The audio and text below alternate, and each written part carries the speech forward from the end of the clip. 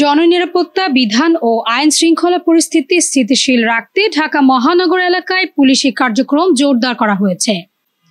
এরই অংশ হিসেবে মহানগরীতে চেকপোস্ট ও টহল কার্যক্রম বৃদ্ধি করা হয়েছে।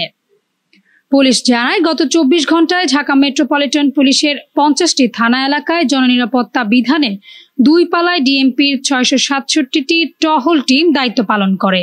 এর মধ্যে রাতে 340টি ও দিনে 327টি টিম দায়িত্ব পালন করে।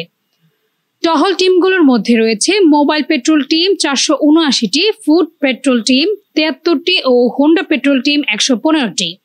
এছাড়া মহানগর এলাকার নিরাপত্তা বৃদ্ধির লক্ষ্যে বিভিন্ন গুরুত্বপূর্ণ ও কৌশলগত স্থানে ডিএমপি কর্তৃক 71টি পুলিশি চেকপোস্ট পরিচালনা করা হয়। গত 24 ঘন্টায় মহানগরীর বিভিন্ন স্থানে সাঁড়াশি অভিযান পরিচালনা করে বিভিন্ন অপরাধে জড়িত মোট 174 জনকে গ্রেপ্তার করা হয়। অভিযানে বিভিন্ন অপরাধে ব্যবহৃত 2টি চাপাতি, 1টি চাকু, 1টি ছুরি, 1টি প্রাইভেট কার ও নগদ 12,000 টাকা উদ্ধার করা হয়।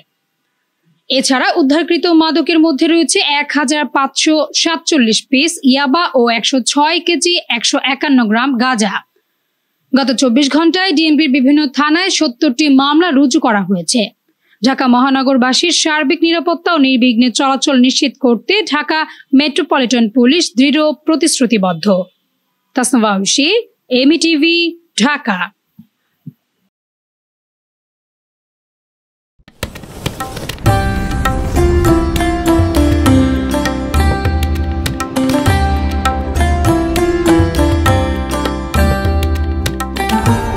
এমইটিভি, স্বাধীন বাংলার স্বাধীন কণ্ঠ।